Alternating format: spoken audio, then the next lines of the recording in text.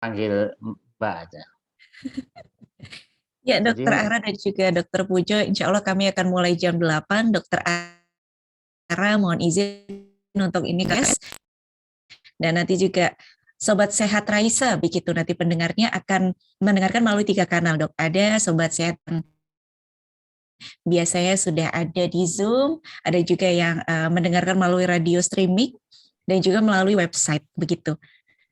Dan izin Mbak, kemarin Dokter Pujo menanyakan kalau Radio Raisa ini channelnya itu ada di saluran berapa FM itu sih Mbak? Oh, Dok, kalau Radio Raisa itu konsepnya radio komunitas, Dok. Jadi nanti itu berupa aplikasi yang bisa di-download melalui Play Store, begitu, Dok. Oh. Jadi itu radio internal, begitu, Dok, yang punya teman-teman dari FKKMK, mahasiswa. Jadi nanti yang mendengarkan dari mahasiswa, Dok. Oh, adanya mahasiswa ya? Ya, tetapi untuk nanti rekamannya kami edit dan kami jadikan untuk menjadi podcast dan nanti bisa dinikmati khalayak umum, begitu, Dok. Ya, bagus. Jangan sampai semula Raisa menjadi Raiso ya. Nggak bisa didengerin di mobil loh, Dok. Pakai radio nggak bisa, Dok. Jadi berarti ketika Dokter Pujo nanti memakai PowerPoint, insya Allah juga penjelasannya juga insya Allah nanti akan bisa dinikmati juga, karena semoga bisa menangkap ya untuk Sobat Sehat yang mendengarkan melalui radio dan tidak melihat PowerPoint, begitu nggak, Dok? Iya, seperti apapun juga, tetap ini membantu setidaknya untuk saya ya, karena saya bisa Dok. melihat gambar itu dengan membuat imajinasi secara verbal ya. Baik. Baik, Dokter, mungkin 2 menit lagi saya mulai. Oke, Jam Dokter 8. Ara, nanti kalau begitu PowerPoint dari gambar retinoblastoma mungkin mau ditayangkan, silakan. Enggak ya, enggak apa-apa, Dokter Ara. Lain waktu mungkin kita buat lebih baik ya. Kalau yang serupa ini bisa juga dengan animasi ya. Iya, Dokter. Ini udah bagus banget nih, Dok, yang slide Dokter ini, Dok. Hah? Iya, ini Dok. kok nggak bisa animasi? Ini Dokter udah slideshow. Dia mungkin muncul animasinya setelah di slideshow, Dok. Slideshow. Oh, bagus ya. Nah, ya. Ya, malam sudah usir ya.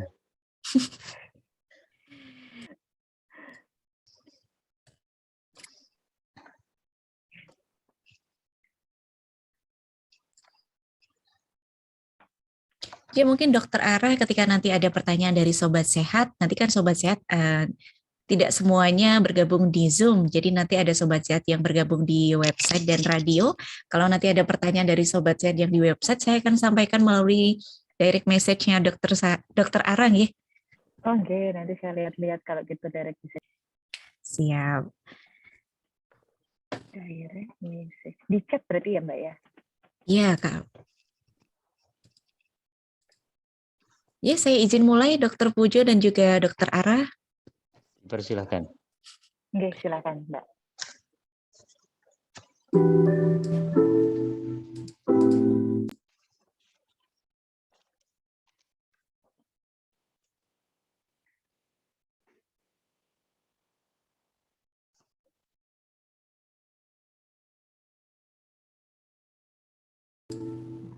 Masuk, Mbak.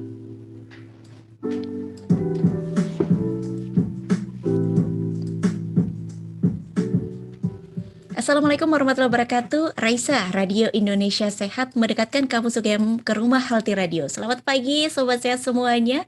Apa kabar hari ini? Dan senang sekali pagi hari ini saya Galuh dapat berjumpa kembali ya di Bincang-Bincang Santai Raisa Radio. Pagi hari ini cukup dingin di seputaran studio Raisa Radio karena memang sedari kemarin hujan mengguyur sekitar sini ya di Jogja Sobat Sehat, dan juga kita bisa menikmati pagi hari ini kabut-kabut gitu.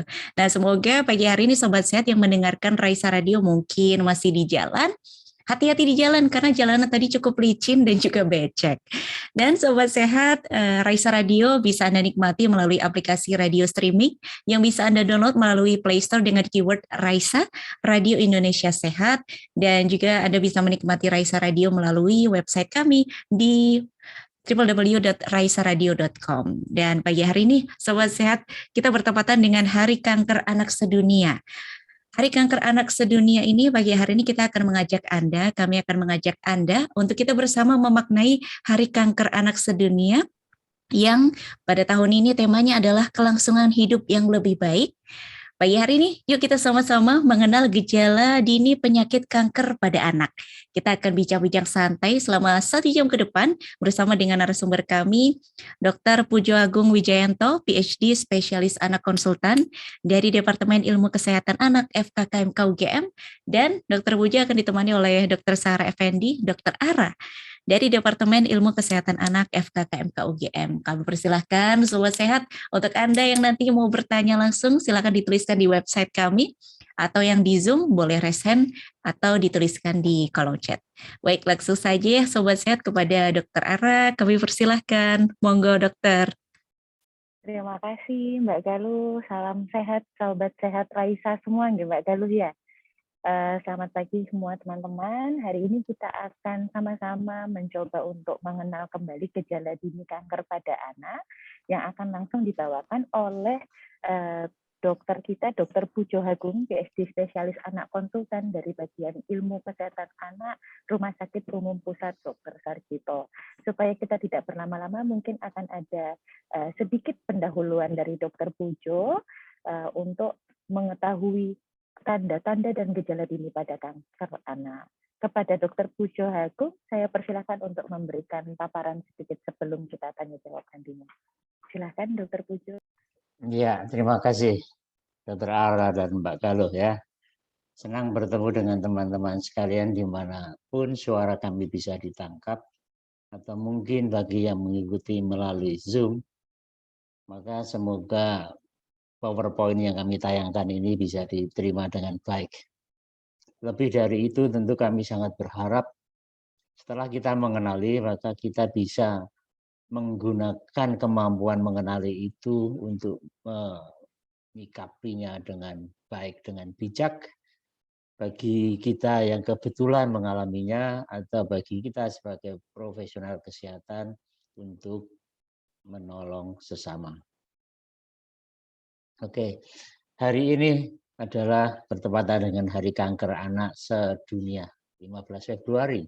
Sementara 4 Februari bertepatan dengan Hari Kanker Sedunia.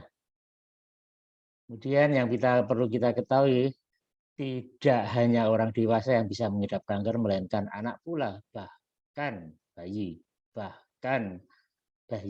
yang baru beberapa hari hidup di dunia ini. Sehingga pada dasarnya kanker adalah sesuatu keadaan penyakit yang sangat mengancam dari segala umur. Yang kedua, ia bisa mengenai siapapun dari berbagai kalangan.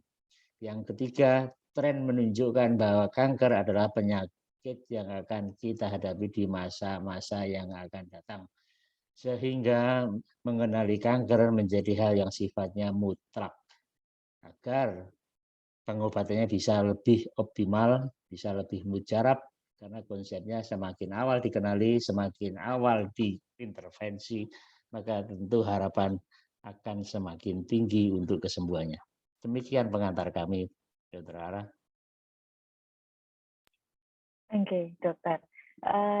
Ini mungkin teman-teman dari Sobat Sehat Raisa mau tahu lebih jauh, dok. Sebenarnya kanker pada anak ini tuh apa sih, dok? Apakah kanker pada anak ini sama atau kanker pada anak ini berbeda sama kanker pada orang dewasa?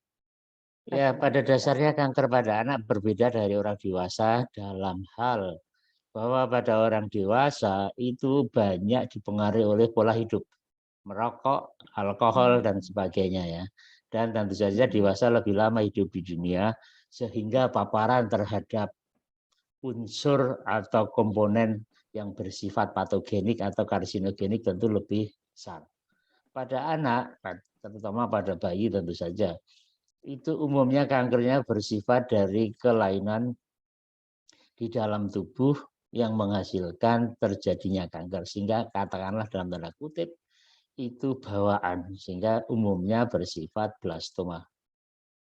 Lalu dalam hal ini kita kenali persamaannya. ya sampai anak maupun dewasa sama dalam hal pengertian kanker. Kanker di sini saya pahami sebagai suatu pertambahan jumlah sel dalam tubuh ya yang tidak terkendali, uncontrolled. Harusnya ada kerusakan 10 sel penyusun tubuh diganti pula dengan 10 sel. Tetapi pada kondisi kanker 10 sel yang rusak bisa diganti dengan ribuan atau jutaan sel. Sel yang menggantikan itu berubah sifatnya menjadi bersifat malignan atau ganas. Dalam artian ia tidak mengenal tatanan sosial di lingkungan sel atau jaringan tumbuh tidak terkendali. Pada kondisi tertentu, ia punya kemampuan untuk menghasilkan pembuluh darah di sekeliling jaringan kanker itu, sedemikian sehingga suplai makanan untuk pertumbuhan yang tidak terkendali itu menjadi terjamin. Pada kondisi yang lain, maka ia tidak cukup hanya berhenti di tempat di mana dia tumbuh atau primernya, melainkan ia mencari tempat lain bermigrasi di seluruh tubuh agar ia bisa tetap hidup. Kita namai sebagai metastasis. Kita tahu bahwa sel itu mempunyai sifat atau kemampuan hidup, salah satunya membelah, memperbanyak diri untuk menggantikan sel yang rusak. Maka kalau satu sel yang normal, ia akan bertata krama seperti halnya normal. Tetapi kalau itu sel sudah mengalami perubahan menjadi kanker, maka ia tidak mengenal tata krama normal tersebut. Ia akan membelah secara berlebihan sehingga kita bisa melihat bagi yang mengikuti melalui Zoom dari satu sel menjadi dua sel, masing-masing satu sel menjadi dua sel, begitu seterusnya. Kalau ini kan sel kanker, maka jumlahnya akan sangat berlipat sejalan dengan pertambahan waktu. Lalu kalau jumlahnya berlipat, kalau ini suatu kanker atau tumor padat, maka akan membentuk massa atau benjolan di sekujur badan atau di beberapa bagian badan. Saya katakan di sekujur badan kalau itu terkait kelenjar limfa. Di beberapa bagian badan bisa saja di kepala atau di bagian badan yang lain. Dan tentu makin hari makin membesar karena sel yang selalu membelah tadi. Maka yang kita jumpai pada gambar ini yang bisa diikuti melalui Zoom, kita bisa melihat leher anak ini amat sangat besarnya. Tentu penuh dengan sebukan atau infiltrasi sel-sel kanker. Oleh karena itu mudah dimengerti memastikan kejadian kanker adalah dengan melakukan biopsi. Mengambil jaringan dari kanker kemudian dilihat di bawah mikroskop secara patologi adanya sel-sel kanker dimaksud. Secara klinis kanker ini membahayakan dari sudut pandang bahwa dia akan mendesak organ di tempat ia berada atau tempat ia menyebar metastasis tersebut. Dan tentu saja akan mengganggu fungsi dan bisa mengancam gagalnya organ dimaksud. Apakah itu di hati, apakah di paru, ataukah di otak, atau di bagian badan yang lain. Itu yang terjadi pada situasi ketika seseorang mengidap kanker.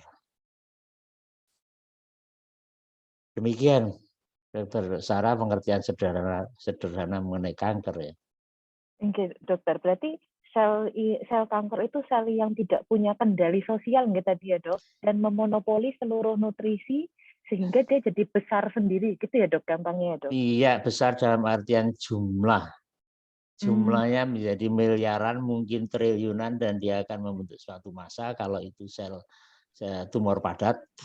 Tetapi kalau itu kanker yang lain, selain tumor padat adalah yang kita namai leukemia atau sel kanker dari sel darah putih. Maka ia tidak mempunyai kemampuan atau kecenderungan untuk membentuk massa atau tumor, melainkan menyebar ke seluruh tubuh, dan karena primernya di sumsum tulang, maka ia akan mendesak sumsum tulang sehingga menimbulkan kegagalan sumsum tulang.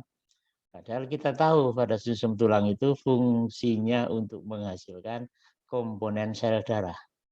Maka karena gagal fungsi, maka sel-sel darah yang digunakan untuk fungsi normal tubuh menjadi tidak fungsional karena jumlahnya yang sedikit akibat diokupasi oleh sel-sel leukemia yang menyerang, menyerbu membentuk kerumunan gerombolan di sumsum tulang itu.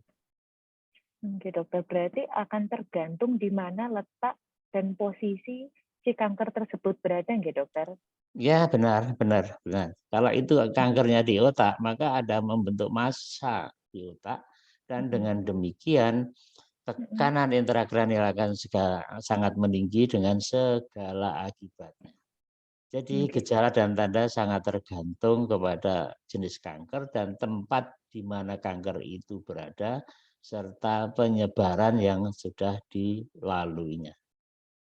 Berarti dokter, kalau begitu banyak ragamnya, apa kira-kira tanda dan bahaya atau gejala yang bisa kita kenali oleh Sobat Sehat Raisa untuk tahu bahwa ini tuh kanker pada anak?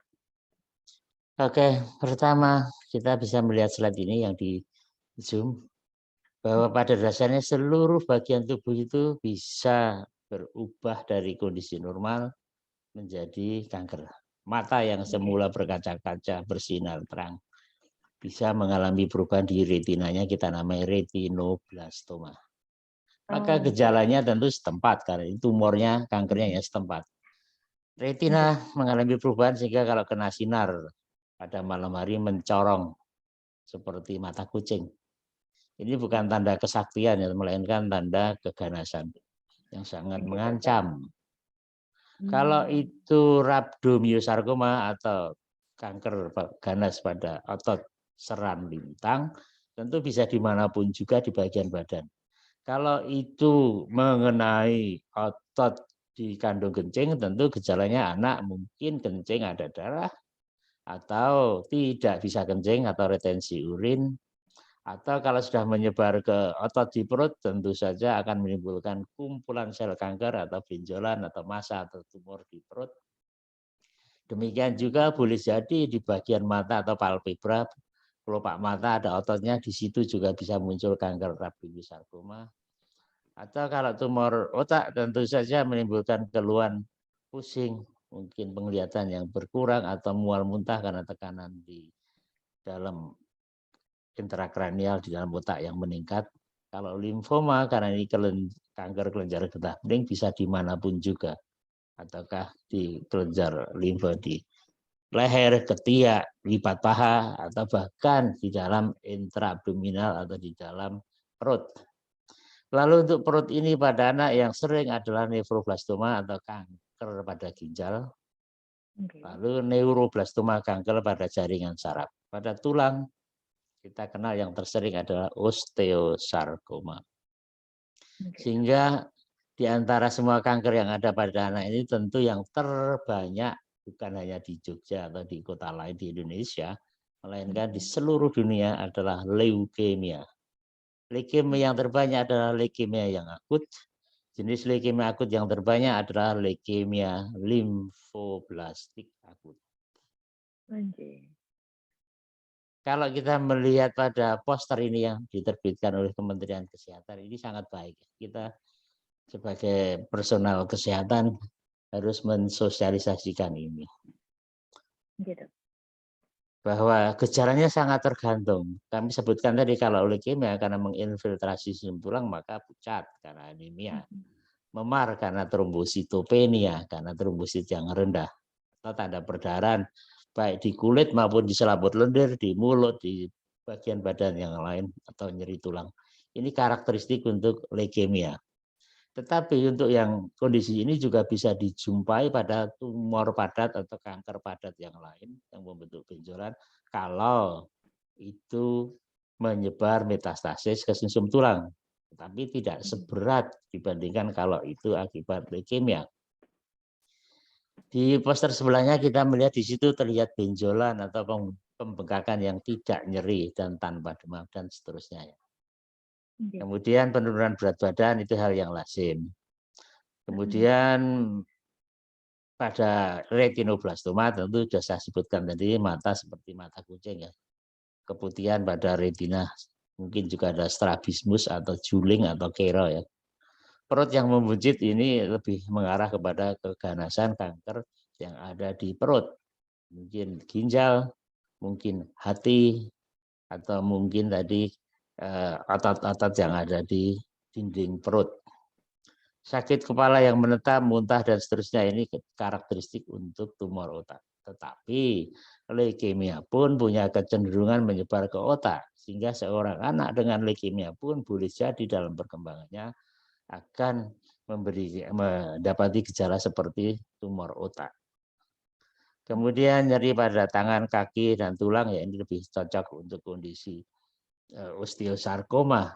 Sedemikian sehingga sering dikelirukan anak jatuh kemudian bengkak pada kaki yang pada akhirnya bisa diidentifikasi melalui diagnostik sebagai osteosarkoma atau kanker pada tulang. Padahal sesungguhnya yang terjadi adanya kanker memudahkan fraktur, kemudian jatuh, dan kemudian membengkak. Ini hal yang sering dikelirukan oleh masyarakat. Ya. Saya kira pesan penting lainnya adalah bahwa serentak kita mengenali itu, apa yang harus kita lakukan. Bagi teman-teman yang bekerja di bidang kesehatan, saya mengajak kita mengenali sedini mungkin. Kemudian bagi teman-teman yang bekerja tenaga kesehatan, mari kita sosialisasikan. Lalu berikutnya ajakan, kalau sudah begitu untuk apa? Mengenalinya, ya menyikapinya dengan bijak. Dan saya berharap jangan pernah menolak fakta kondisi yang ada. Beberapa orang, termasuk orang tua karena ini settingnya kanker anak, itu sudah menolak ketika anaknya dikatakan sebagai kemungkinan atau kecurigaan kanker. Ini menurut kami, saya pahami sebagai sikap manusiawi, tetapi kita sayangkan karena bisa merugikan jikalau tetap dipertahankan. Lalu, bagaimana? Kita tidak usah menolak. Kita sebaiknya menganggap dengan jargon semua benjolan yang ada di dalam tubuh atau perubahan yang tidak ada pada orang normal, ini kok ada, kita anggap sebagai kanker sampai terbukti tidak. Berarti kita harus membuktikannya. Maka caranya kita adalah memastikan diagnosisnya ke rumah sakit. Kalau nanti sudah dipastikan diagnosisnya atau dalam rangka memastikan diagnosis, ikuti prosedurnya. Setelah itu kalau memang sudah dipastikan itu kanker, ya kita menyesuaikan diri. Kalau memang kanker ya kita sikapi bagaimana prosedur protokol pengobatannya kita patuhi. Kata mematuhi ini menjadi sangat penting ya, karena pengobatan yang lama membuat wajah, bentuk badan berubah, efek mual, muntah dan sebagainya akibat pengobatan. Itu juga apalagi kalau sampai ada kondisi seperti diamputasi, kanker tulang misalnya karena kondisinya membutuhkan, tentu memberikan kondisi psikologi yang tidak menyenangkan ya. Sehingga kami bagi orang tua setelah menyesuaikan semuanya itu, saya berharap kita mempunyai mindset semuanya demi masa depan anak. Bukan dengan kudung karena kita sayang anak, jangan sampai anak kita mengalami efek samping misalnya kemoterapi atau radioterapi atau pembedahan, sehingga kita biarkan saja apa adanya seperti saat dia lahir. Jikalau demikian konsep kita, tentu anak ini dalam kondisi terancam akibat buruk bahkan fatal dari perkembangan kanker sesuai dengan berjalannya waktu. Saya kira itu yang menjadi penting untuk diketahui oleh kita semuanya dalam mewaspadai kemungkinan kanker pada anak. Begitu Dokter Ara. Baik dokter, terima kasih dok. Berarti jangan sampai kita menunda-nunda pelacakan jika sudah ada tanda dan gejala serta kecurigaan dari teman-teman petugas kesehatan gitu dokter. Dan jangan sampai ada miskonsepsi atau salah persepsi dari pemahaman terhadap penanganan kanker pada anak gitu dokter. Ya, karena waktu sangat identik dengan pertumbuhan sel dalam hal jumlah yang tidak terkendali tadi, sehingga makin ditunda sel kanker makin merajalela, jumlahnya semakin besar dan dia akan semakin mengokupasi di mana dia berada dan semakin besar kemungkinan membuat gagal fungsi organ. Oke, Semakin semakin awal sulit untuk sebaliknya, dikendalikan. Oke. ya tentu lebih baik, dan prognosis harapan hidup, harapan kesembuhan, harapan kualitas hidup Akan tentu lebih akan baik. lebih baik. Oh, iya, dokter. Dokter, mohon izin, ini ada pertanyaan dari Sobat Sehat Raisa, dokter. Silahkan. Ada pertanyaan, lalu apakah perlu dilakukan deteksi berulang sebagai deteksi dini terhadap kondisi kanker anak gitu, dokter? Jadi ayah bunda menanyakan, ini kita apa kalau nggak ada gejala perlu dikontrol-kontrol untuk mengetahui atau cukup tunggu sampai ada gejala, dokter? Tentu saja semuanya dimulai dari tanda dan gejala seringan mungkin. Tetapi kita harus bijak. Kata bijak saya artikan sebagai jangan sampai kita berlebihan sehingga menjadi terstigma yang tidak benar dan menjadi tidak produktif karena tercekam. Sehingga kalau tidak ada gejala, ya kita tidak perlu berlebihan dalam menyikapi jangan-jangan kanker, jangan-jangan kanker. Tetapi Oke, begitu ada gejala, segeralah bergegas untuk memastikan apakah oke, ini siap, kanker dok. atau tidak. Lalu, Oke. karena kondisi itu bisa saja sebenarnya bukan kanker, melainkan tumor yang sifatnya jinak, maka melakukan pemeriksaan berulang untuk memonitor apakah ada progres yang makin menunjukkan bukti kuat ke arah kanker atau tidak. Kalau tidak ada, bersyukurlah. Kalau ada, kita sikapilah. Seperti Oke. halnya kita bicara leukemia.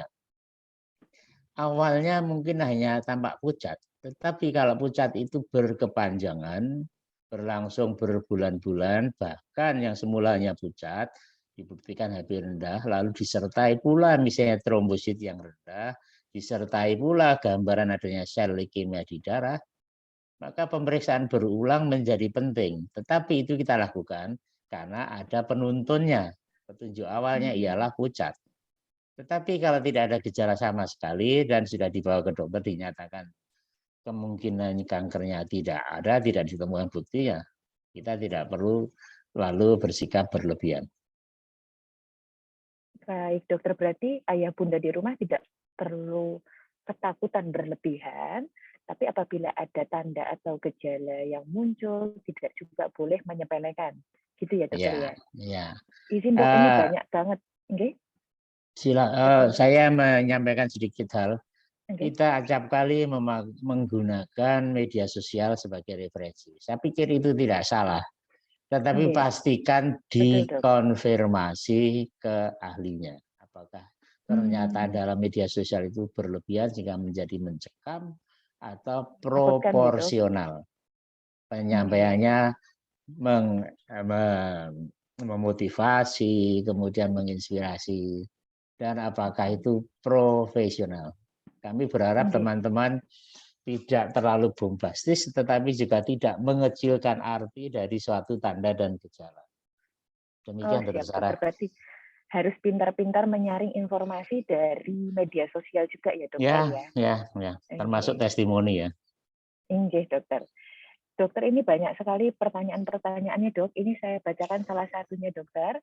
Tadi mungkin Silakan. dokter Pujo sudah menjelaskan tentang perbedaan kanker pada anak dan kanker pada dewasa. Tapi beberapa ayah bunda serta sobat sehat Raisa ini masih menanyakan, kira-kira penyebab kanker pada anak ini sebenarnya apa, dokter? Apakah mungkin keturunan atau hanya terjadi begitu saja, dokter? Ini mungkin teman-teman sobat sehat Raisa masih belum jelas, dokter. Yang dijelaskan ulang Kalau sedikit. kita bicara yang paling hulu, tentu di tubuh kita itu ada yang mengaturnya. Saya bicara secara ilmu pengetahuan.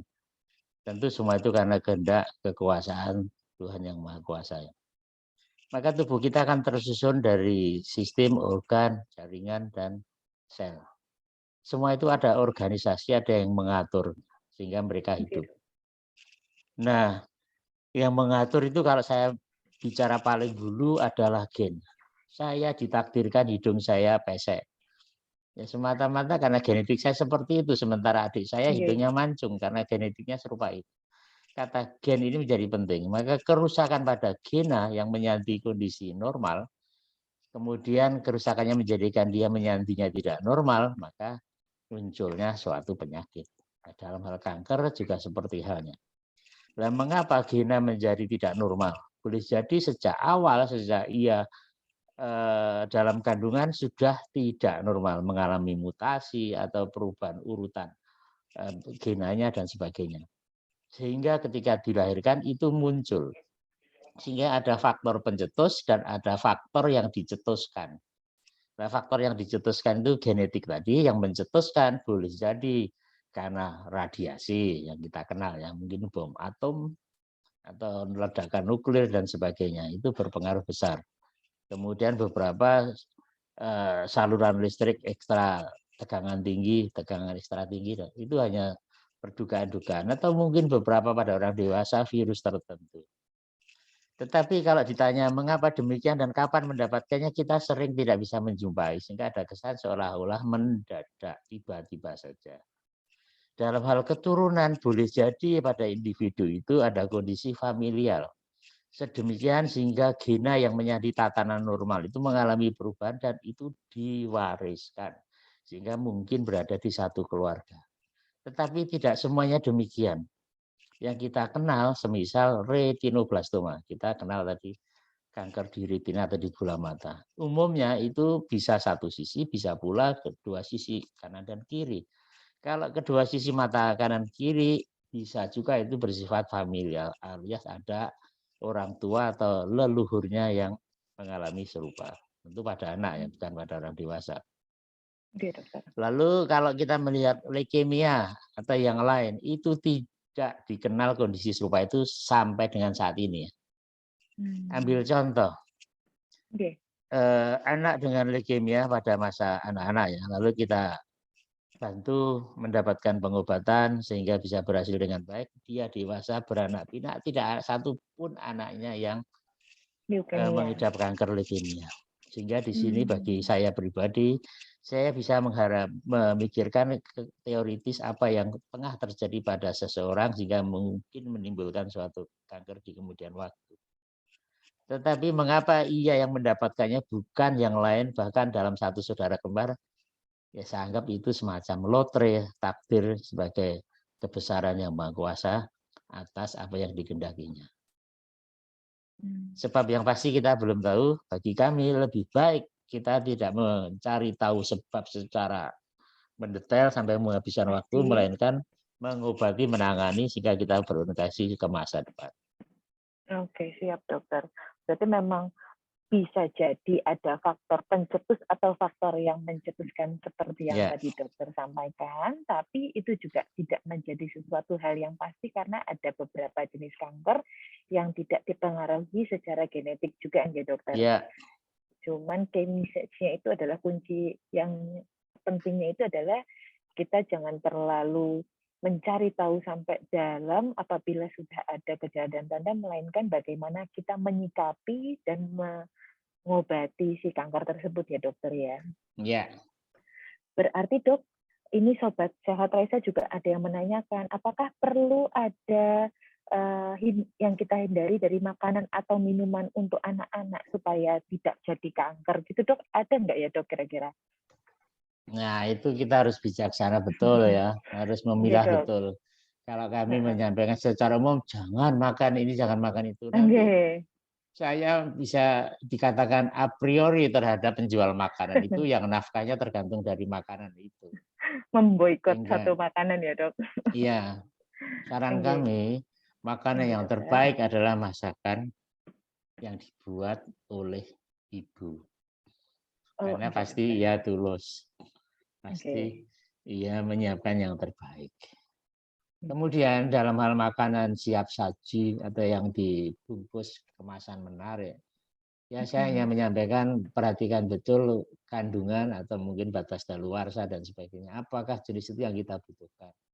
Bagaimana dengan pewarna, penambah rasa atau pemikat yang lain? Saya berharap kalau itu bisa dijauhi atau bahkan dihindari tentu akan lebih baik.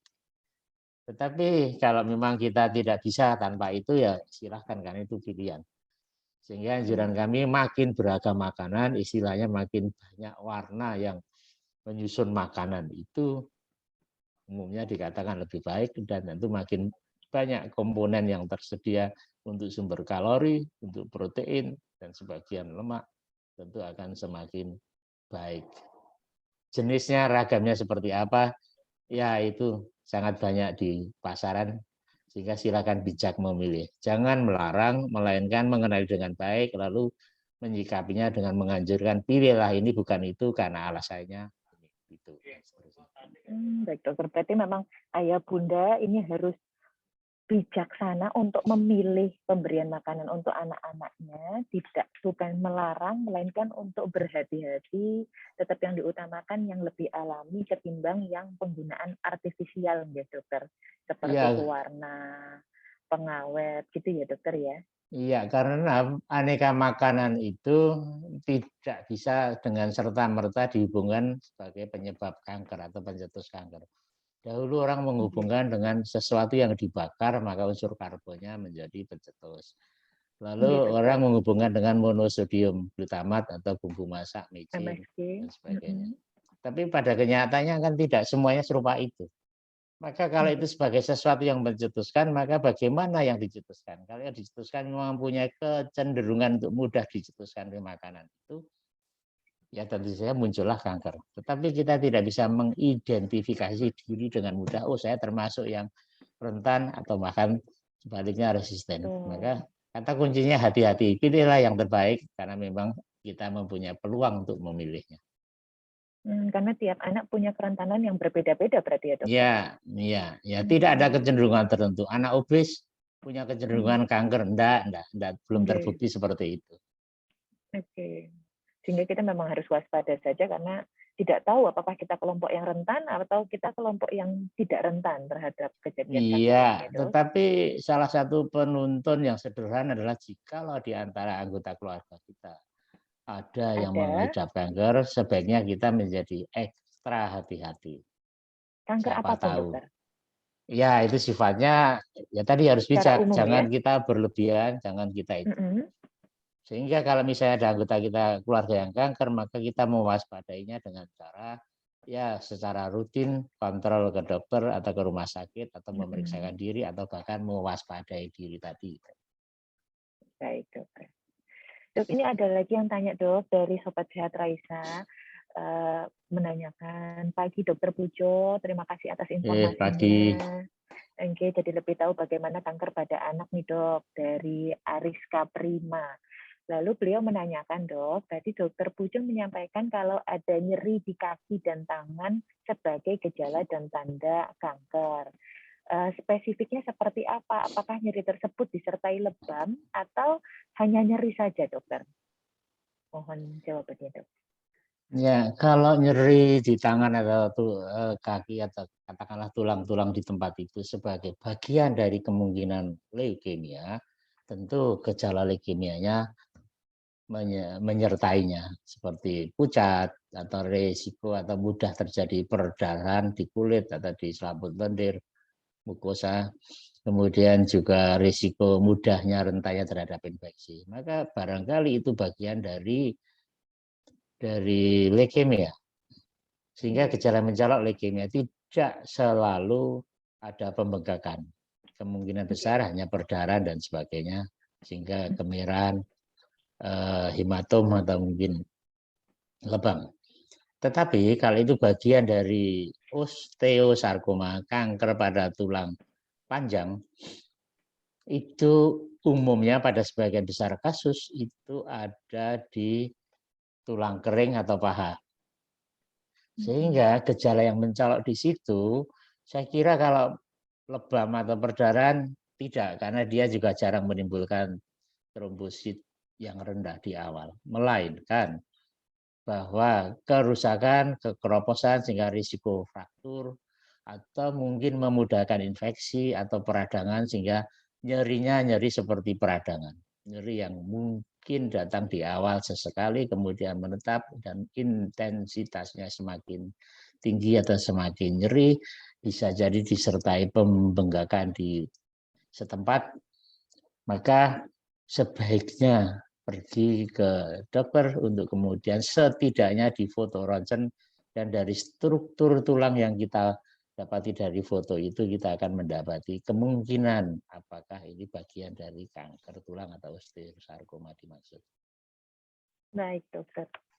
Berarti idealnya harus diperiksakan jika memang ada keluhan seperti tersebut yang menetap, itu perlu untuk bertemu dengan dokter dan dievaluasi secara lengkap gitu, Dok, itu sebenarnya apa. Ya, ya, karena pencitraan atau imaging menjadi sangat menentukan. Keluhan Nggih. mungkin bisa juga disamarkan sebagai penyakit rematik, Mhm. demam rematik atau Nggih. keluhan akibat trauma yang lain. Tetapi kalau nanti sudah difoto, akan jelas sekali kemungkinan penyebab karena perbedaan antara kesemuanya itu sangatlah jelas. Berarti dokter sebenarnya gejala-gejala dan tanda ini mungkin ketika pertama kali ke pelayanan kesehatan tidak serta-merta langsung bisa ditemukan ke arah keganasan gitu. Mungkin perlu beberapa tahap atau beberapa waktu sehingga gejala tersebut benar-benar spesifik ke arah keganasan gitu ya, Dok? Ya, saya kira di sini perlu kerjasama yang baik. Kita sebagai Nggih. profesional kesehatan belajarlah tanpa henti, tanpa melihat umur. Bagi Nggih. orang tua, kita bersikap kooperatif dan wajar. Lalu bagi keduanya bekerja sama. Dokter mencari tahu lebih banyak dengan ilmu dan tuntunan prosedurnya. Orang tua menyikapinya dengan kepatuhan dan juga mencari pengetahuan kalau perlu second opinion, kemungkinan apa yang terjadi pada anak. Sehingga dengan demikian, intinya jangan sampai di awal-awal saja sudah terjadi perselisihan pendapat antara dokter dengan orang tua. Tentu ini merugikan anak ya. Nggih. Siap, dokter. Kemudian dok, ini banyak sekali loh dok pertanyaan yang masuk dari beragam platform nih dok. Izin saya lanjutkan lagi ya dok. Ini Silakan. ada pertanyaan berikutnya, apakah kanker pada anak itu dapat disembuhkan atau tidak ya dokter? Ada kanker yang bisa dalam tanda kutip disembuhkan.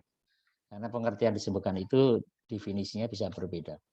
Tetapi kita artikan sebagai curable. Curable itu dengan modalitas yang ada, dengan harapan hidup yang baik, kemudian dengan kualitas hidup yang tidak terganggu.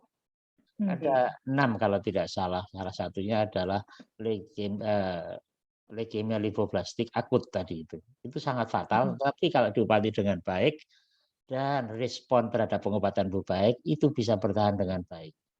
Kemudian Baik dokter. nefroblastoma, tumor pada ginjal tadi. Kemudian limfoma. Kemudian kanker otak jenis tertentu. Kemudian neuroblastoma, kanker pada jaringan saraf. Maka kata kunci di situ, segeralah kenali, segeralah pastikan sampai terbukti bukan kanker. Jika terbukti kanker, segeralah ikuti prosedur medik yang ada. Kemudian tentu doa jangan pernah lupa. Kita berharap semuanya baik. Tetapi saya membuat kondisi yang sebaliknya. Walaupun sifatnya hanyalah semacam asumsi.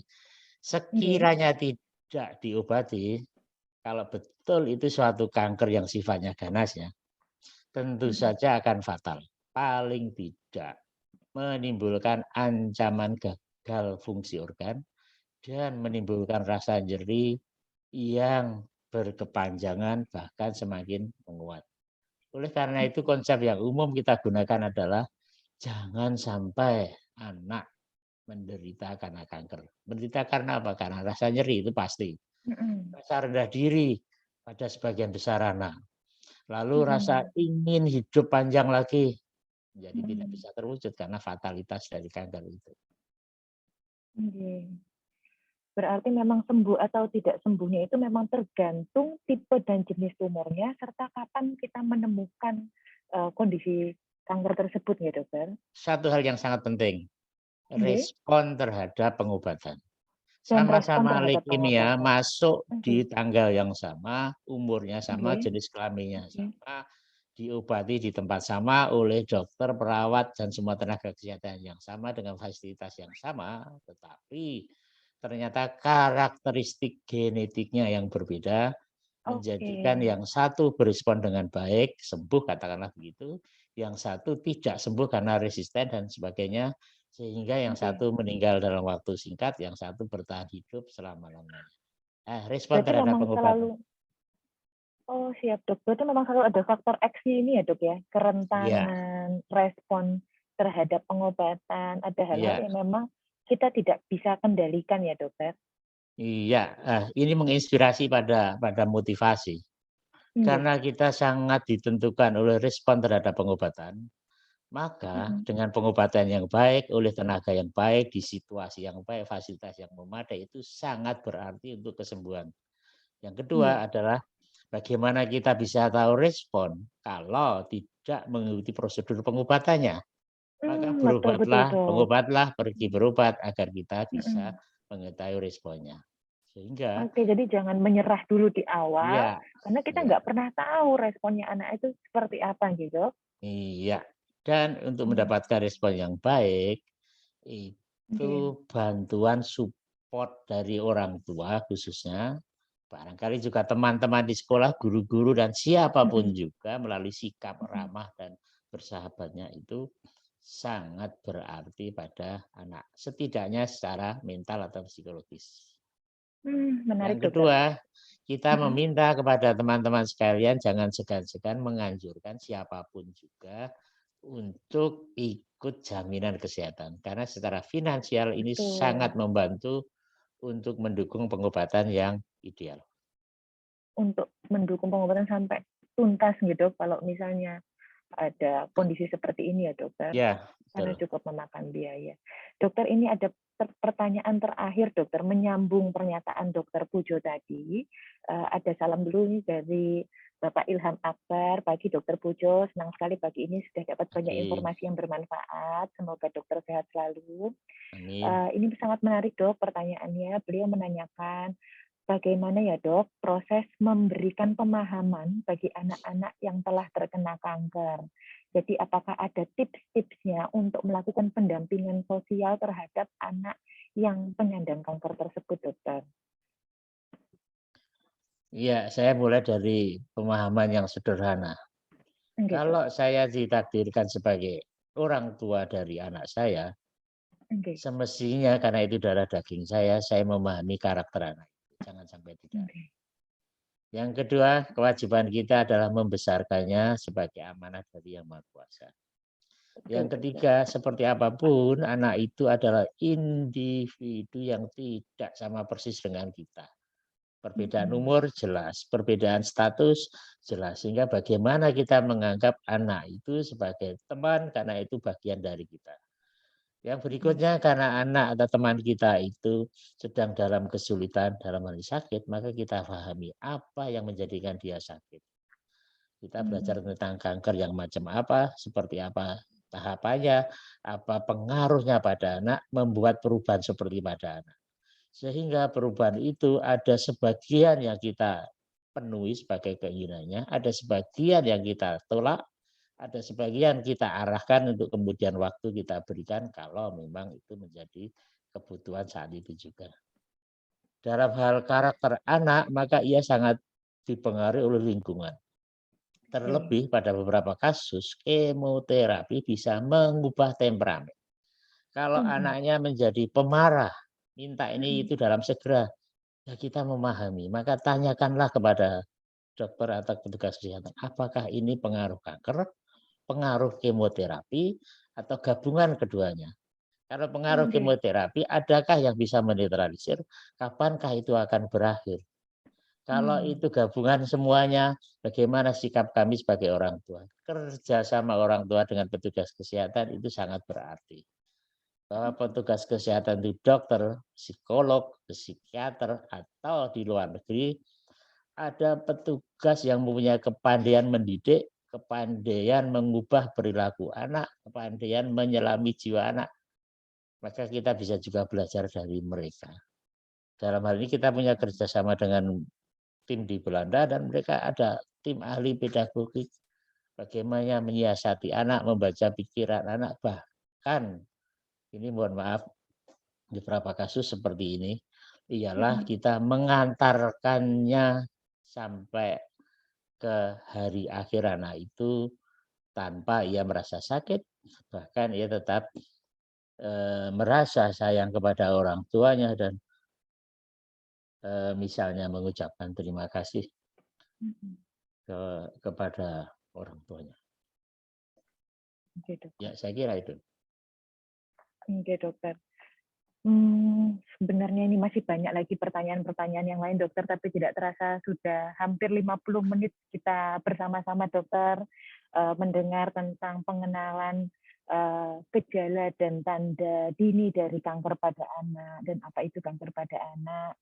Saya mengucapkan secara pribadi juga mengucapkan terima kasih kepada Dokter Pujo atas penjelasannya yang sangat lengkap. Mungkin take home message-nya buat ayah bunda serta sobat sehat Raisa di rumah atau yang mendengarkan adalah memang orang tua harus bijak untuk waspada mengenali tanda dan gejala dini kanker pada anak tanpa perlu berketakutan berlebihan, namun tidak menyepelekan apabila muncul gejala tersebut ya dokter.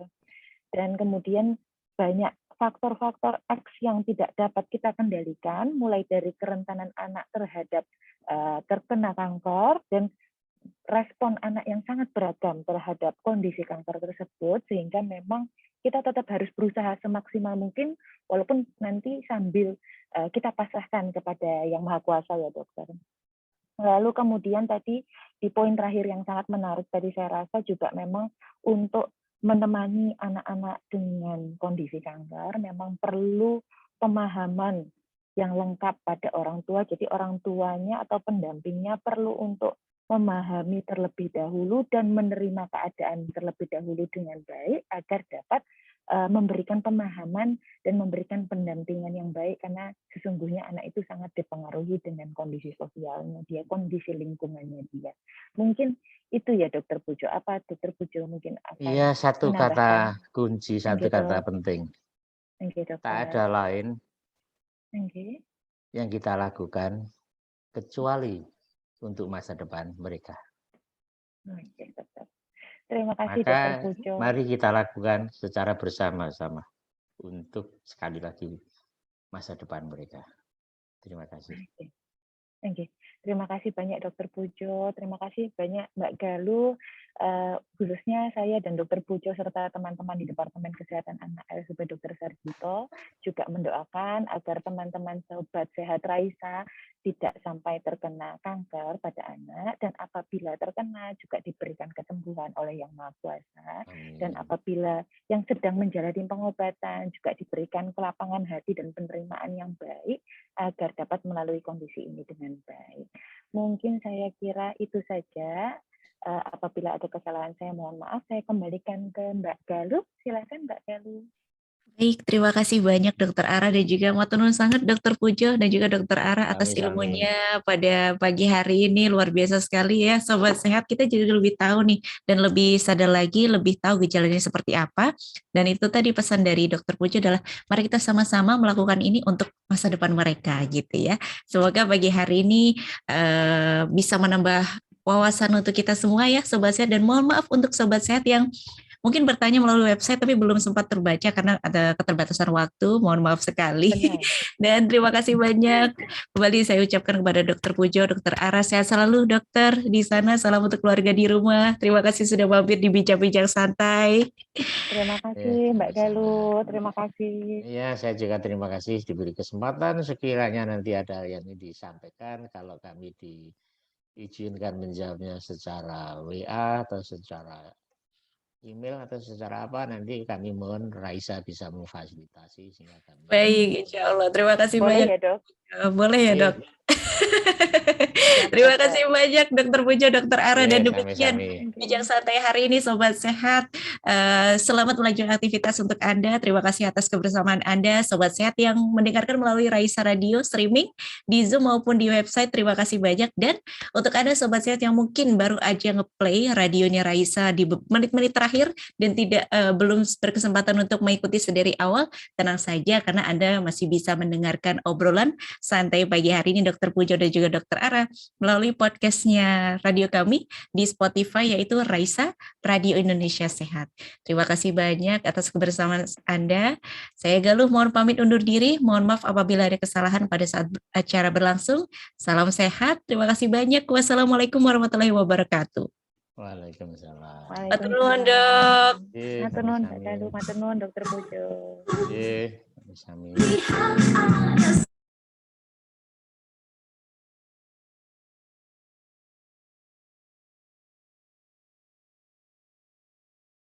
mendengar